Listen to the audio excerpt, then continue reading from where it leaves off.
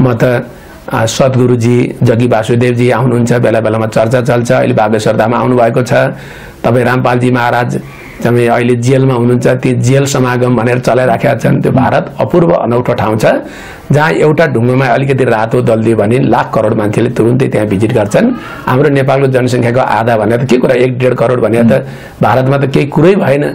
दिल्लीमै तपाईँ चाहिँ हेर्नुभयो भने त्यहाँ 10-20 करोड मान्छे त दिल्लीमा मात्रै छन् हैन। त्यसैले एउटा योगीको पछाडि 10-20 लाख रुपैयाँ 10-20 लाख मान्छेहरू 1-2 करोड मान्छे पछाडि लाग्नु भनेको भारतमा कुनै आश्चर्य कुरा होइन। र बागेश्वर धामको पछाडि त्यस्तो अनौठो रहस्य ऋषिले दिए जस्तो, ज्ञानीले दिए जस्तो, सन्त पुरुषले दिए जस्तो प्रकारको कुनै खुराक खजाना भएर मानव जगतलाई मुक्तिको मार्गमा लगेको कारणले होइन, खालि उसको पछाडि कति लाइक आउँछ, कति कमेन्ट आउँछ, युट्युबमा भ्युअरहरू कति छन् भन्ने आधारमा चर्चा चलिएको कारणले यसको अध्यात्मसँग त कुनै लेनदेन साइनो नै छैन, नाता नै पर्दैन। पश्चिमा मुलुकहरूमा असुरक्षा छैन। बुढो भयो राज्यले पालिदिन्छ, बिरामी भयो उसैले औषधि उपचार गरिदिन्छ, शिक्षा त कुरै गर्नु पर्यो निशुल्क पढाइदिन्छ। जसो कारणले अलिकति 2-4 दिन 5-7 दिन 2-4 महिना कमाउन साथ निष्फिक्री खर्च गरिदिने, आफूलाई संग्रह गर्ने र भित्र अहंकारी त्यति लोभी त्यति निकृष्ट चाहिँ पश्चिमा मुलुकमा नभए पनि चल्छ। तर पूर्वीय मुलुकमा चाहिँ असाध्य धेरै असुरक्षाको कारणले मै खाउँ मै लाउँ मै कलेक्सन गरौँ, मेरै शेयर मार्केट बढोस्, मेरै ब्याङ्क खातामा पैसा जम्मा होस्, मलाई दुनियाँले सम्मान गरोस्, यो प्रकारको भोग चाहिँ पूर्वीय गरिबीमा बढी देखिया कारणले असुरक्षाको भाव नै यसको विकास भएको पछिल्लो समय जस्तो लाग्छ मलाई। पश्चिमा मुलुकमा अरूको खुसीको लागि, अरूको सहयोगको लागि आफू जुनसुकै प्रकारको कुर्बानी गर्ने कुरा हामीले पश्चिमबाट सिक्नुपर्छ। त्यसैले त्यहाँ अहिले पूर्वीय सभ्यताको सनातन हिन्दू परम्परा जय कृष्ण जय राम राधे राधे खूब आकर्षित भएको देखिन्छ। गाई गोरु खान हुन्छ, कहाँ हाम्रो राष्ट्रिय जनावर हो, आखिर मासु नै भैँसी र गाई गोरुको खान के फरक पर्छ, यस्तो प्रकारको कुतर्क गरेर हामीहरू चाहिँ त्यसलाई बडो बडापन, गाई काटेर खायौँ गोरु काटेर खायौँ फेसबुकमा टिकटकमा हाल्यौँ भने प्रचारबाजी गऱ्यो भने आहा कस्तो क्रान्तिकारी भइन्छ भने जस्तो प्रकारको हामी असाध्य 16औं 17औं शताब्दीको चिन्तनमा कतै घोरिएर बसे जस्तो पिल्सिएर बसे जस्तो देखिन्छ। यतिखेर हामीसँग हुनुहुन्छ ओशो धरा सङ्घ नेपालका संयोजक आचार्य श्री ओशो अखण्ड, यहाँलाई हार्दिक स्वागत छ। धन्यवाद कृष्णजी। गुरु, अब धेरै समयपछि हाम्रो भेट भयो हैन। पछिल्लो समय विकसित भइरहेको धर्म र राजनीतिको यो दूषित हुने क्रियाकलाप बढ्दै गएको छ पछिल्लो समय, यसलाई कसरी हेर्नु भएको छ यहाँले? मुख्यतः हामीले जसलाई धर्म भनिराखेका छौँ त्यो वास्तवमा धर्म होइन। जस्तो हामीले देख्छौँ हिन्दूहरूको बिचमा मुस्लिम क्रिस्चियनिटीहरू अथवा विभिन्न धर्म परम्पराको नाममा एउटाले अर्काको मूर्ति तोड्ने, एउटाले अर्काको चर्चहरू भत्काइदिने, आजसम्म इतिहासमा करिब 3000 वर्षको इतिहासमा मानव इतिहासमा करिब 5000 जति लडाईँ भए। सबै जस्तो 90% लडाईँ चाहिँ धार्मिक लडाईँ भइरहेका छन् र सबभन्दा धेरै मानिसको हत्या धार्मिक कारणले भइरहेको छ। मलाई आश्चर्य लाग्छ, मान्छे मार्नु धर्म हो भने पाप चाहिँ के हो हैन? एउटा धर्मको मान्छेले अर्को धर्मको मन्दिरमा मस्जिदमा पादरीहरूको गुफामा लिएर गएर बम हानिदिन्छन्, उडाइदिन्छन् र करोडौं लाखौं मानिसहरूको मृत्यु हुन्छ भने हामी त्यसलाई कसरी धर्म मान्न सकिन्छ? यतिसम्म कि अब अहिले म बलि प्रथा नै जस्तो लाग्छ, मानिस मार्ने।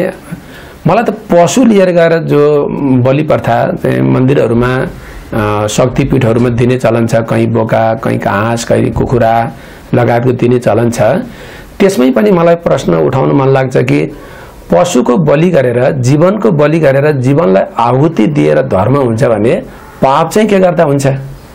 यो भन्दा पनि अझ गए गुज्रिएको घृणित म के देख्छु भने मानिसको बीचमा द्वेषको कारणले जो आज हत्या अथवा मृत्युको श्रृङ्खला बढिरहेको छ धर्मको नाममा। त्यसैले अहिले जो तपाईले सोध्नुभयो, म त यसलाई धर्म नै भन्दिनँ। वास्तवमा धर्मको नाममा भएको राजनीति, जो शब्द जोड्नु, धर्मको नाममा भएको राजनीति, धर्मको नाममा भएको व्यापार हो। यो धर्म होइन।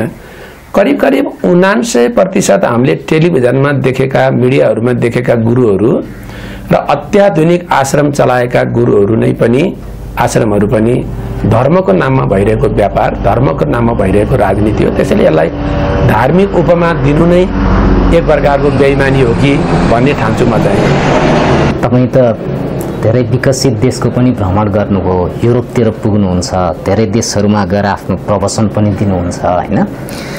र विकसित देशहरूमा अहिले शाकाहारी बन्नुपर्छ भन्ने अभियान चलाइरहेछन् त्यो देशमा हैन। जीवनशैली परिवर्तनका कुराहरू पनि भइरहेका छन्। अनि बेलायत, अमेरिका, युरोपमा सनातन संस्कृतिको फैलावट हुने क्रम पनि बढ्दै गएको छ। त्यस्तो देख्छौँ हामी, टेलिभिजनमा देख्छौँ, सामाजिक सञ्जालमा पनि त्यो देख्छौँ हैन, तीव्र गतिमा भइरहेको छ। तर नेपालमा गाई काटेर खानु पर्यो भनेर रोइलो चल्या जस्तो देखिन्छ है। यसलाई चाहिँ के भन्नुहुन्छ गुरुले? के रहेछ भने जो आफूसँग छ त्यो चिजको खास महत्त्व हुँदो रहेछ। भगवान होइन, यस्तो प्रोपोगन्डा पनि मैले नेपालमा पर्छ त सुने। म अस्ट्रेलिया, बेलायत लगायतका केही पश्चिमा मुलुकहरू, पूर्वीय मुलुकहरू, दुबई, म्यानमार, थाइल्यान्ड लगायतका केही मुलुकहरू साधनाकै क्रममा जाने अवसर मिलेको छ मलाई। तपाईँ त्यो मुलुकहरूमा जहाँ मासुबाट, ठुला ठुला बिल्डिङहरूबाट, कोको कोलाबाट, डलरबाट त्यहाँको मानिसहरू अगाएर अहिले करिब करिब शाकाहारतिर अथवा प्रकृतितिर, नेचरतिर फर्किएको देखिन्छ।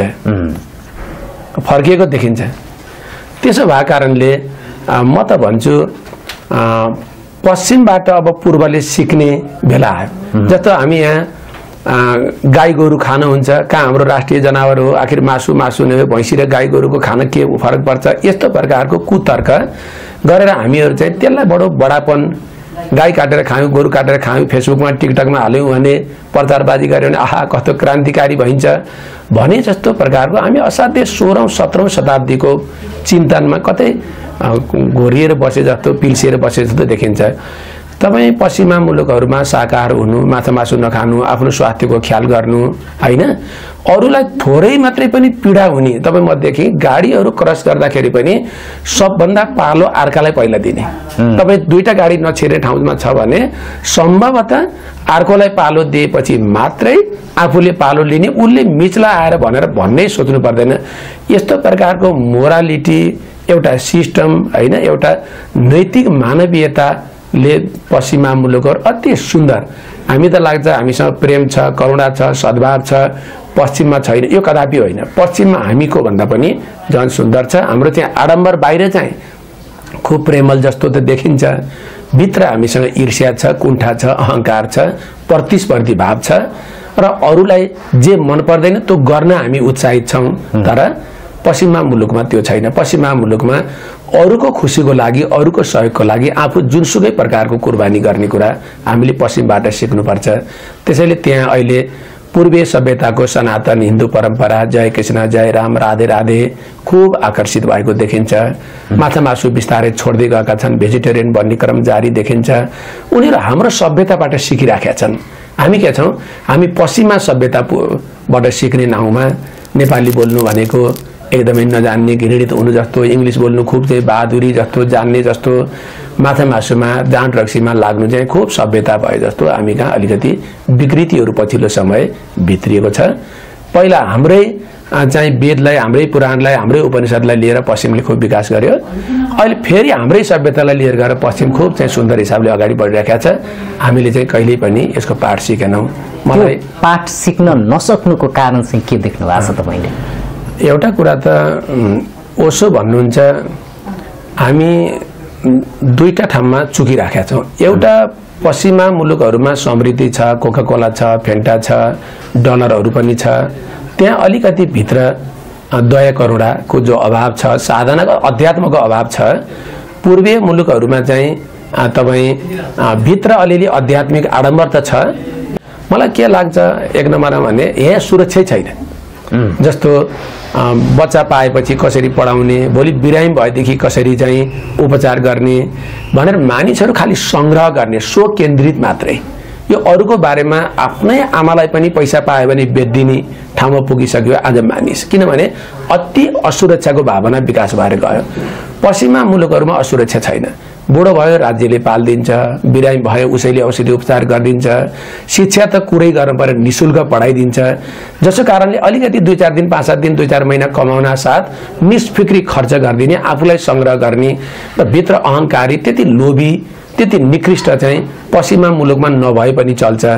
तर पूर्वीय मुलुकमा चाहिँ असाध्य धेरै असुरक्षाको कारणले मै खाउँ मै लाउँ मै कलेक्सन गरौँ, मेरै शेयर मार्केट बढोस्, मेरै ब्याङ्क खातामा पैसा जम्मा होस्, मलाई दुनियाँले सम्मान गरोस्, यो प्रकारको भोग चाहिँ पूर्वीय गरिबीमा बढी देखिया कारणले असुरक्षाको भाव नै यसको विकास भएको पछिल्लो समय जस्तो लाग्छ मलाई।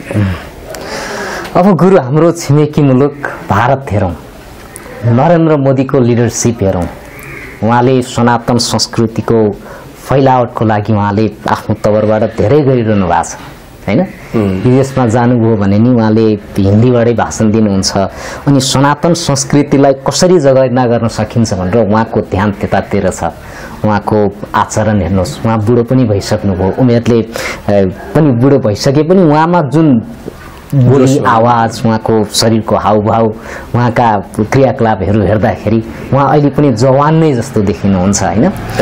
अनि हाम्रा नेताहरू हेरौँ नेपालतिरको हैन, उहाँको बुझ्ने तरिका, उहाँहरूले डिस्क्राइब गर्ने तरिका, सनातन संस्कृतिलाई बुझ्ने तरिका, त्यो आकाश जमिनको फरक जस्तो देखिन्छ हैन। हुन त भारतभन्दा नेपाल अझै सनातनी हैन, अझ पुरानो देश। यहाँ त धेरै धर्म संस्कृतिका विकास भए जस्तै बौद्ध धर्म भनौँ, किराँत धर्म भनौँ, हिन्दू धर्म भनौँ हैन, नेपालको योगदान धेरै छ। तर नेपालले चाहिँ त्यसको लिडरसिप लिन सक्या जस्तो देखिया छैन। यसलाई चाहिँ के भन्नुहुन्छ तपाईँ? अति सुन्दर। तपाईँ नेपाल वास्तवमा बाहिरबाट पनि भनिन्छ स्वर्गको टुक्रा जस्तै छ यो। स्विजरल्यान्ड र नेपाललाई दाँच्दाखेरि प्राकृतिक हिसाब किताबले बिगारिदिने हो भने स्विजरल्यान्ड भन्दा कयौं गुणा चाहिँ नेपाल माथि छ। संसार घुमेर आउने मानिसहरूले त्यो भन्छन्। नेपाल र भारतको तुलना गर्दाखेरि पनि प्राकृतिक र धार्मिक हिसाबले, अझ आध्यात्मिक हिसाब किताबले नेपाल धेरै अगाडि छ। तपाईँ मान्नुहोस्, पतञ्जलिको जन्म नेपालकै अर्घाखाँचीमा भयो।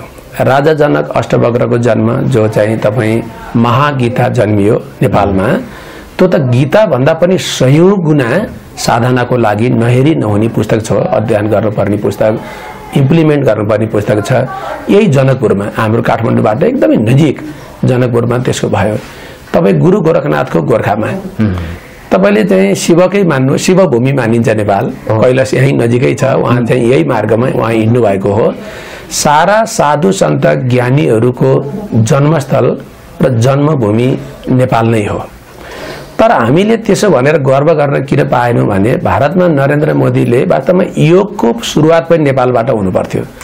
नरेन्द्र मोदीले 21 जुनको लागि योग दिवस घोषणा गर्नुभयो र त्यसपछि भारतले आफ्नो योग दिवस मनाउन थालेपछि तपाईँ WHO मार्फत, संयुक्त राष्ट्रसङ्घ मार्फत संसारैभरि 21 जुनलाई अन्तर्राष्ट्रिय योग दिवस मनाएर लिएर गयो।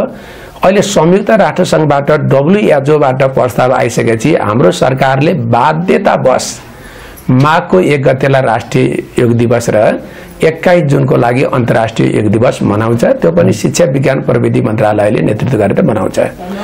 यदि फेरि नरेन्द्र मोदीले यदि त्यसको इनिसिएसन नलिएको भए आजसम्म राष्ट्रिय अथवा अन्तर्राष्ट्रिय योग दिवसको बारेमा चर्चा पनि हुन्थेन। अहिले पनि हामी नेपाल सरकारसँग पटक पटक माग गर्दैछौँ, योग दिवस नेपालले गर्नुपर्थ्यो हैन। अब ध्यान दिवस अहिलेसम्म भारतले घोषणा गर्न भ्याएको छैन। ध्यानको प्रतिमूर्ति भगवान गौतम बुद्ध यही नजिकै कपिलवस्तुमा हुनुभयो हैन।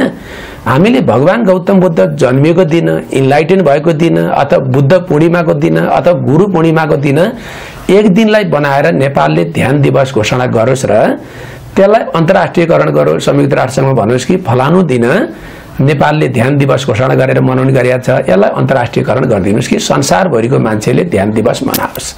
कमसेकम योग दिवसको इनिसिएसन चाहिँ नरेन्द्र मोदीले भारतबाट लिनुभयो हैन, उनीहरूले उछिने। हामीले कमसेकम ध्यान दिवस चाहिँ नेपालबाट त्यसको इनिसिएसन लिन सकौँ र नेपाल ध्यान र योगको मुलुक भएर पनि अरूले यसको प्रस्ताव लैजानु हाम्रो लागि दुर्भाग्य। नरेन्द्र मोदी कहिले कहिले नेपालमा नाकाबन्दी भएको कारणले, केही सानातिना कुरा भएको कारणले भारत निकै ठुलो छ, नेपाल हामी सानो छौँ, उसको निर्भर गर्नुपर्छ, हामी गर्न चाहिँ सक्दैनौँ, अरूको ईर्ष्या गर्ने, विरोध गर्ने हाम्रो बानी पनि छ। भारतलाई विस्तारवाद भन्ने, गाली गर्ने, के गर्ने, किनभने सामान्य टमाटर पनि त्यहीँबाट ल्याएर खानुपर्ने जो हाम्रो अर्थव्यवस्था छ। त्यो कारणले नरेन्द्र मोदीहरूलाई हेर्ने दृष्टिकोण हाम्रो अलिकति नकारात्मक भए पनि नरेन्द्र मोदीले धार्मिक क्षेत्रमा योगको क्षेत्रमा जुन प्रकारको योगदान पुर्याउनु भएको छ, अहिले तपाईँ उत्तर प्रदेशदेखि कयौं प्रदेशमा त आज योगीहरू मुख्यमन्त्री छन् भारत जस्तो ठाउँमा। एउटा प्रदेशको मुख्यमन्त्री भनेको नेपालको प्रधानमन्त्री भन्दा कयौं गुणा शक्तिशाली छ त्यहाँको। उनीहरूले पुरै आफ्नो सनातन धर्म परम्परा जो पुरातनदेखि चलिआएको थियो त्यसलाई जोगाउने मात्रै होइन, संसारभरि फैलाउने काम गरिरहेछन्। जस्तो चाइनाकै राष्ट्रपति सी जिनपिङ कहीँ जानुभयो, हजुरले भन्नुभयो नि प्रश्न, उहाँ अरू भाषामा बोल्नुहुन्न, चाइनिज भाषामा बोल्नुहुन्छ, कोही इन्टरप्रेटरले अङ्ग्रेजीमा अथवा कुनै भाषामा उल्था गरिदिन्छ। नरेन्द्र मोदी संयुक्त राष्ट्रसङ्घ जानुहुन्छ, अमेरिका जानुहुन्छ, नेपाल आउनुहुन्छ, हिन्दी भाषामा गर्वसाथ बोल्नुहुन्छ, त्यो कसैले उल्था गरिदिन्छ त्यो भाषामा। त्यो भाषा प्रयोग गर्दैमा हामी चाहिँ सानो हुने होइन। हाम्रा मन्त्री प्रधानमन्त्रीहरू ठिकसँग इङ्ग्लिस बोल्न पनि जान्नुहुन्न, फेरि पनि त्यहाँ गएर कनी कनी इङ्ग्लिस बोल्नुहुन्छ। लाजमर्दो बेइज्जत अवस्था छ। आफ्नो सनातन संस्कृतिप्रति, आफ्नो भाषाप्रति, आफ्नो रहन सहनप्रति, आफ्नो मौलिकपनप्रति गर्व गर्न सक्नु र त्यसलाई स्थापित गर्न सक्नु त्यो देशको शासकको मूल लक्ष्य, मूल चाहिँ मार्ग हुनुपर्ने हो, जो नरेन्द्र मोदीले अपनाइरहनु भएको छ। हाम्रो देशको राज्यका जति शासकहरू पटक पटक परिवर्तन भए उहाँहरूले यो सिक्नु भएन। यो चाहिँ हाम्रो लागि एक प्रकारले दुर्भाग्य नै मान्छु म। अब भारत र नेपाल त पानी पँधेरो जस्तै हो योगीहरूको लागि होइन। उताका योगीहरू यता आउनुहुन्छ, यताबाट उता जानुहुन्छ। अनि पछिल्लो समय अहिले बागेश्वर धाम सरकार नेपाल आउनु भएको छ, उहाँले प्रवचन पनि दिइरहनु भएको छ। अनि सामाजिक सञ्जालमा चाहिँ रोइलो जस्तो देखिया छ होइन। एउटा जोगी आउँदैमा यसरी अत्तालिनु पर्ने जुन एउटा मानसिकता देखिया छ नि, यसलाई चाहिँ के भन्नुहुन्छ तपाईँले? म त देखिरहेको छु, हाम्रो पूर्व सचिव भीमप्रसाद उपाध्याय गाँजा खेती सम्बन्धी खुब प्रचार पनि गर्नुभएको छ। असाध्यै धेरै फलोअर भएको एउटा सञ्चारकर्मी पनि जस्तो देखिनुहुन्छ उहाँ हेर्दाखेरि। उहाँले पनि नेपालको जनसङ्ख्याको लगभग आधा जनसङ्ख्या त उहाँको बागेश्वर धामको त शिष्यहरू नै छन् भनेर उहाँले दिनदिनै स्ट्याटस लेखिरहनु भएको छ। तपोवनको अरुण स्वामी मैले बाटो आउँदै थिएँ, उहाँ चाहिँ ओशोको किताबहरू उहाँलाई ढोगेर चाहिँ दर्शन गर्न पुग्नु भएको छ। मैले भर्खरै अहिले उहाँको स्ट्याटसमा देखेँ। अब आउँदा आउँदै नेपाल सरकारको प्रधानमन्त्रीले भेट्ने भन्ने पनि देखेको थिएँ मैले मिडियामा। कति सत्य हो भेट्नु भने मैले हेरेको चाहिँ छैन। गृहमन्त्री र परराष्ट्र मन्त्रीले भेटिसक्नुभयो, प्रधानमन्त्रीले पनि भेट्ने कुरो छ क्या? अन्तिममा के हुन्छ? मलाई आश्चर्य लाग्छ, रामकृष्ण परमहंस जस्तो भारतको सन्त, तपाईँ रमण महर्षि जस्तो सन्त, सन्त कबीर जस्तो सन्त, गुरु नानक देव जस्तो सन्त, जो आकाशको तारा, जो भारतवर्षमा आयो, उनीहरू न कुनै प्रोपोगन्डा बनाए, न उनीहरूले युट्युब थियो, न उनीहरूको फेसबुक थियो, न उनीहरूका हजारौं शिष्यहरू थिए, न सूचना संसारको यो चमत्कार थियो। तर उनीहरूले यो धरतीलाई, मानव जगतलाई जति उपनिषदहरू जति चाहिँ ज्ञानगुण दिएर गए, यो हाम्रो हजारौं लाखौं वर्षको मानव इतिहासमा कहिल्यै पनि उहाँहरूलाई मुक्त कण्ठले प्रशंसा गरेर पनि हामीलाई शब्द कम हुन्छ। त्यस्ता साधु सन्त जब यही देख्नुभयो त शिवपुरी बाबा, शिवपुरी बाबाको एउटा शिष्य थिएन, एउटा इन्टरभ्यू दिनु भएन, एउटा कहीँ चाहिँ हवाईजहाज चढेर उहाँले यो प्रकार रमिता गर्नु भएन। 79 वर्षमा नेपाल आउनु भएको, 137 वर्षमा शरीर छोड्नुभयो। कसैले केही प्रश्न सोध्न गयो भने उहाँ उत्तर पनि दिनुहुन्थेन। कसैले बेलायतबाट आएको, कसैले झुक्याएर उहाँसँग गरेको अन्तर्वार्ताको आधारमा तपाईँ उहाँका केही पुस्तकहरू निक्लिए तैपनि उहाँ राजी हुनुहुन्थेन त्यसरी प्रोपोगन्डा प्रचार प्रसार गर्नलाई। भारतका योगीहरू जो हामी तथाकथित योगी अथवा साधु सन्त जो देख्छौँ, एउटा जनसङ्ख्या निकै ठुलो छ त्यो मुलुकमा, करिब करिब 1 अर्ब 20-30 करोड जनसङ्ख्या छन्। त्यहाँ एउटा कसैले अलिकति दारी पालेर अलिकति 2-3टा धर्का तानेर प्रवचन दिन सुरु गर्नुपर्छ, लगभग नेपालको आधा जनसङ्ख्या त ती बाटोमा रेल, कलकत्ता रेल मार्गमै भेटाउँछ। हेर्नुहोस्, त्यसो भएर संत कबीर भन्नुहुन्छ, गुरु गुरु में भेद है, गुरु गुरु में भाव, सोही गुरु नीत बन्दे शब्द बतावे दाव। गुरु त ट्याक्सी चलाउने गुरु, गाडी चलाउने पनि गुरु, हामीलाई पढाउने पनि गुरु, नेपाली पढाउने पनि, म्याथ पढाउने पनि गुरु, अझै बाहुन परिवारमा जन्मियो भने त्यसलाई गुरु के छ चलन भन्ने चलन छ। त्यसैले सन्त कबीर भन्नुहुन्छ, गुरु गुरु में भेद, गुरु गुरु में भाव, सोही गुरु नीत बन्दे शब्द बतावे दाव। गुरु त कै छन्, टिभीमा छन्, रेडियोमा छन्, पत्र पत्रिकामा छन्, जतासुकै छन्, बजारमा सर्प बेरेर हिँडिराखेका छन्, विभिन्न धर्का तानिराखेका छन्। यी सबै गुरु होइनन्। गुरु गुरुको भेद छ, गुरु गुरुको भाव छ। त्यस्तो गुरु चाहिँ गुरु हो जसले भित्र, तपाईँ भित्र भएको ज्ञानलाई, शब्दलाई अथवा ओमकारलाई, परमात्मा अथवा आत्मालाई जसले उतार दिन सक्छ, त्यो चाहिँ गुरु हो। अरू सारा पाखण्ड मात्र यो गुरु होइन। सन्त कबीरले खूब सुन्दर दोहा भन्नुभएको छ। म त सद्गुरुजी जगी वासुदेवजी आउनुहुन्छ, बेला बेलामा चर्चा चल्छ। अहिले बागेश्वर धाममा आउनुभएको छ। तपाईँ रामपालजी महाराज तपाईँ अहिले जेलमा हुनुहुन्छ, ती जेल समागम भनेर चलाइराखेका छन्। त्यो भारत अपूर्व अनौठो ठाउँ छ जहाँ एउटा ढुङ्गोमा अलिकति रातो दलिदियो भने लाख करोड मान्छेले तुरुन्तै त्यहाँ भिजिट गर्छन्। हाम्रो नेपालको जनसङ्ख्याको आधा भने त के कुरा, 1.5 करोड भने त भारतमा त केही कुरै भएन। दिल्लीमै तपाईँ चाहिँ हेर्नुभयो भने त्यहाँ 10-20 करोड मान्छे त दिल्लीमा मात्रै छन् होइन। त्यसैले एउटा योगीको पछाडि 10-20 लाख रुपियाँ 10-20 लाख मान्छेहरू 1-2 करोड मान्छे पछाडि लाग्नु भनेको भारतमा कुनै आश्चर्य कुरा होइन।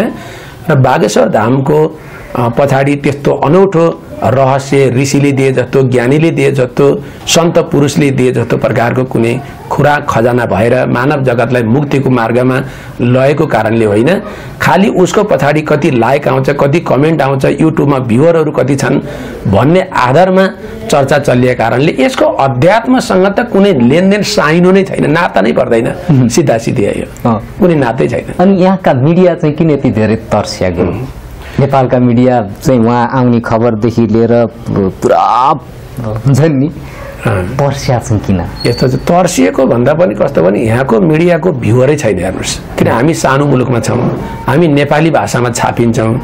उत्पात भयो भने जस्तो बालेनको एउटा स्टाटस कुनै हाल्नुभयो उहाँले भने 5-10 मिनटभित्र 20-30-40-50 हजार मान्छेको कमेन्ट र 12-15 हजार मान्छेको सेयर आउँछ। त्यसलाई चमत्कार मानिन्छ। हेर्नुहोस्, हामीसँग जनसङ्ख्या निकै थोरै छ, हाम्रो भाषा एकदमै कम मात्रै मान्छेले बोल्छन्।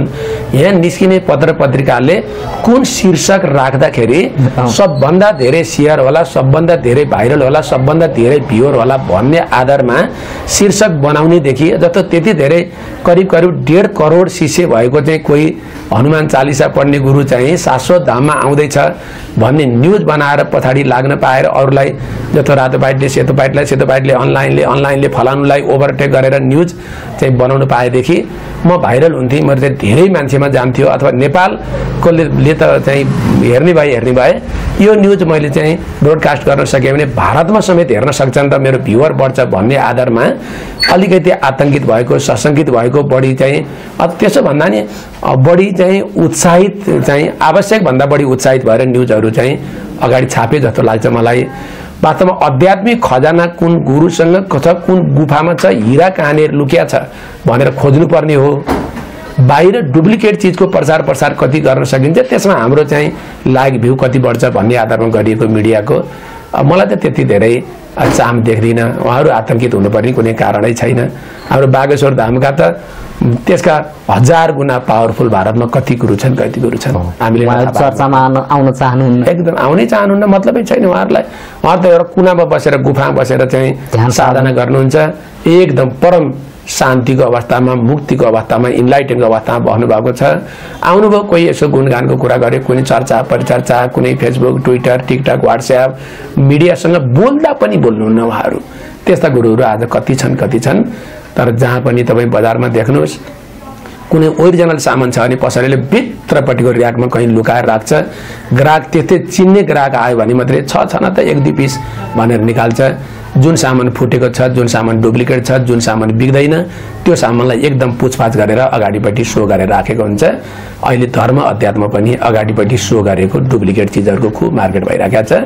हिरा चाहिँ भित्र कहाँ छ पत्तै छैन। यही अर्थमा बुझ्नुपर्छ जस्तो लाग्छ मलाई चाहिँ। नेपालको धर्म र राजनीति दुईटै विकृत अवस्थामा गइरहेको छ।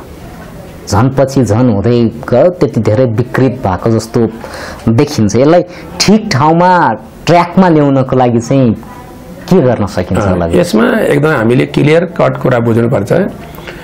धर्म र अध्यात्ममा अलिकति फरक छ। धर्म चलिआएको संस्कृति जस्तो कुनै बुद्ध अथवा कुनै गुरु आउनुभयो, उहाँले चाहिँ उहाँ जीवित छौन्जेल केही साधना सिकाउनु भयो। उहाँले शरीर छोडेपछि श्राद्धमा लिएर आएर बिरालो बान्ने प्रचलन जस्तो उहाँले जे बोल्नुभयो त्यसलाई विकृत गर्दै लिएर गएर जो संस्कृति चलिआयो त्यो विश्वास अनि मरेपछि स्वर्ग नर्क पुगिन्छ भन्ने विश्वासको आधारमा जो परम्परा, रीतिरिवाज, रिचुअलिटी चलिरहेको छ त्यसको नाम धर्म। अध्यात्म के हो? समग्रता। जस्तो पहिला विश्वास गर्ने, गुरुको चरणमा जाने अनि प्रयोग गर्ने, खुब रमेर प्रयोग गर्ने। जस्तो हामी औषधारा सङ्घ नेपालको चाहिँ ध्यान केन्द्र सामकोसीमा अहिले इन्टरभ्यू भइराखेको छ। अब यहाँ ठ्याक्क 1 बज्यो, हरेक शनिबार यहाँ काठमाडौँ हुने साधक साथीका हलमा अटाइ नअटाइ आउनुहुन्छ। हामी खुब साधनाको प्रयोग गर्छौँ। प्रयोग गरिसकेपछि अनुभवमा आउनुपर्छ। यो चिज जब अनुभवमा आयो, ओहो यो चिज त कुनै विश्वासको कुरा होइन, अनुभवमा आउने चिज रहेछ, आफैले रियलाइजेसन गर्ने कुरा रहेछ भनेपछि अनि अध्यात्म चाहिँ विश्वास, प्रयोग अनि अनुभवको आधारमा चल्छ। धर्म कसरी चल्छ? विश्वास, विश्वास अनि मरेपछि पाइन्छ भन्ने विश्वासको आधारमा धर्म चल्छ। म हाम्रा सारा राजनीति गर्ने नेताहरूलाई के भन्छन्, धर्मको त खुब पछाडि लाग्नु भएको छ। दसैँ, तिहार, चाडबाड आदि इत्यादि टिकोसिको लाउने, दौडधुप गर्ने, कोही लुम्बिनी विकास कोष, कोही पशुपति विकास कोष, कोही चाहिँ भैँसी पूजा गर्ने, त गरी दौडिरहनु भएको छ। धर्मको हिसाबले चाहिँ आध्यात्मिक अनुभूति हिसाबले आँखा बन्द गरेर कुनै गुरुको शरणमा गएर भित्रको ज्ञानको अनुभव पाउने कुरामा जबसम्म हाम्रो नेताहरू जो राजनीति पार्टीको नेतृत्वमा छन् उनीहरूले भित्रको स्वाद चाख्दैनन् तबसम्म राजनीति गर्ने, नेतृत्व गर्ने मान्छेले नै यो कुराको अनुभव गर्न सकेन भने त जहाँ मुहान दुर्गन्ध छ भने त तलतिरको पानी त स्वतः दुर्गन्ध हुन्छ। राजनीति नीतिको पनि राज हैन, सारा चाहिँ तपाईँ चाणक्यको नीति सुन्नुभएको छ, गुरुहरूको नीति हुन्छन्, सारा नीतिहरूको पनि राज जसले गर्छ, जसले अनुशासन बनाउँछ, जसले नियम बनाउँछ, जसले संविधान बनाउँछ, जसले राज्यलाई दिन्छ, त्यस्तो ठाउँमा बस्ने नेतृत्वले नै अध्यात्मको बारेमा बुझेर आध्यात्मिक चाहिँ गरिमाको गहिराईमा डुबेर शान्ति र आनन्दमा जबसम्म उत्रिँदैन तबसम्म यो राजनीति र धर्म दुवै फोहोरी हुन्छ। अहिले पछिल्लो दिनमा केही नेताहरूमा जस्तो अहिले तपाईँ नाम लिनुभयो, हाम्रो गृहमन्त्री नारायण काजी हुनुभयो, पूर्व शिक्षा मन्त्री हुनुहुन्थ्यो गिरिराजमणि पोखरेल लगायतका केही नामै लिन पर्यो भने केही व्यक्तिहरू चाहिँ आध्यात्मिक गहिराईमा जान चासो राख्ने, यसको बारेमा अलिकति सबलीकरणमा लाग्ने, ध्यान साधनाको लागि दगुर्ने एक प्रकारको प्रयास चाहिँ बिस्तारै बिस्तारै जाग्दै गएको देखिन्छ। कतिपय मित्रहरू त नाम नभन्ने शर्तमा हामी कहाँ आउनुहुन्छ, आएर ध्यान स्यान गर्नुहुन्छ, यो बाहिर नलेखिदिनुहोस् है किनभने यो कार्यकर्ताले जिस्काउँछन् के गर्छन् भन्ने आधारमा। अब गुरु यस्तो होला नि त, अब उहाँहरू कट्टर माओवादी कम्युनिस्ट होइन, धर्म कर्ममा त कम्युनिस्टको हुँदैन, धर्म त अफिङ भन्छन् कम्युनिस्टहरूले। अनि त्यसमाथि पनि ध्यान साधना गरे फोटो र भिडियो भाइरल भयो भने त उहाँहरूलाई खपि नसक्नुहुन्छ, कार्यकर्ताले जिस्काउँछन्, भाइरल बनाउँछन्, त्यही भएर होला गुरु। एकदम। त्यसैले भित्र अन्तर्यमा चाहिँ धर्मको अध्यात्मको शान्तिको खोजी चाहिँ उहाँहरूलाई पनि छ।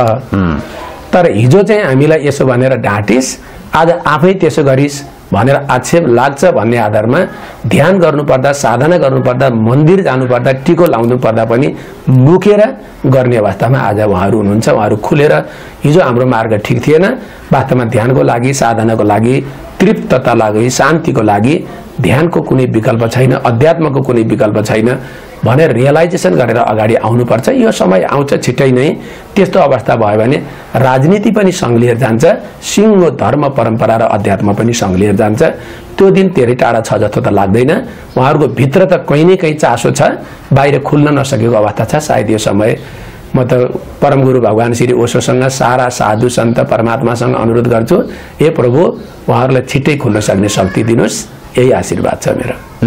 अब गुरु त दुबई पनि जानुहुन्छ, युएईतिर, गल्फ कन्ट्रीतिर गएर पनि प्रवचन दिनुहुन्छ होइन। अब मुसलमानलाई अलिक कडा भन्छौँ हामीले होइन, कट्टर हुन्छन् धर्म संस्कृतिमा उनीहरू भनेर हामीले त्यस्तो सुन्छौँ, हामीले त्यस्तो भाष्य हामीले बनाइसकेका छौँ। तपाईँले दुबईमा गएर प्रवचन दिँदै गर्दाखेरि होइन इस्लाम धर्मावलम्बी पनि आउनुहुन्छ होला, तपाईँको प्रवचन सुन्नुहुन्छ होला, योग ध्यान गर्नुहुन्छ होला, उहाँहरूको चाहिँ के देख्नु भएको छ तपाईँले? यस्तो छ, ओशोले पनि पटक पटक भन्नुभएको छ धर्महरूको बारेमा विवाद छ। हिन्दू धर्म, इस्लाम धर्म, मुस्लिम धर्म अथवा चाहिँ क्रिस्चियनिटी लगायतका धर्महरूको बिचमा काटाकाट छ, मारामार छ। एउटा कुरामा विवाद छैन, त्यो हो मेडिटेसन, ध्यान।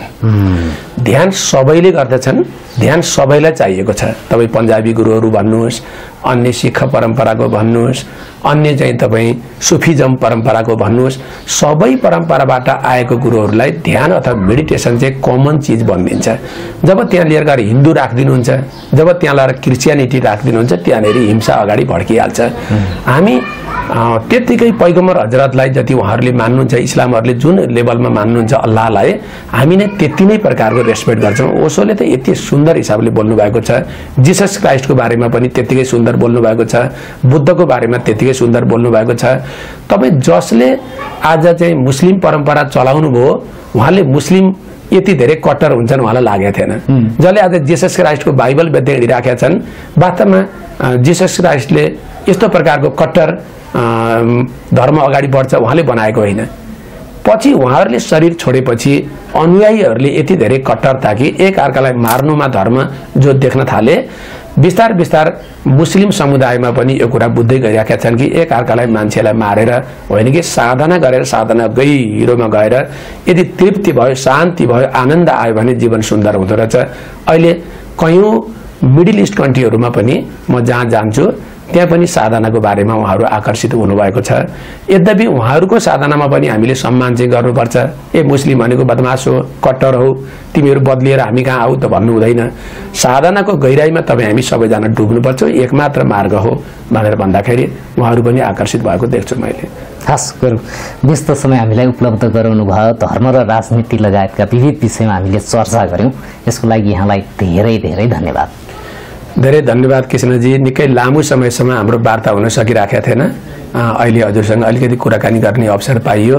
म सबै प्यारे मित्रहरूलाई फेरि पनि एउटै कुरा दोहोऱ्याएर भन्न चाहन्छु कि तपाईँ बाहिरको आडम्बरको आधारमा होइन, स्वयंभित्र आफ्नै अध्ययन गरेर साधनाको गहिराईमा जानुहोस्। यो मानव जीवन फेरि पाइन्छ कि पाइँदैन, पाइयो भने कसरी पाइन्छ, यसलाई भरपूर प्रयोग गर्नुहोस्। कमसे कम बुद्धभन्दा तल राजी नहुनुहोस्, सबैजना बुद्ध हुनुहोस्, सबैलाई ध्यान साधना लागोस्। हरि ओम तत्सत। नमस्कार।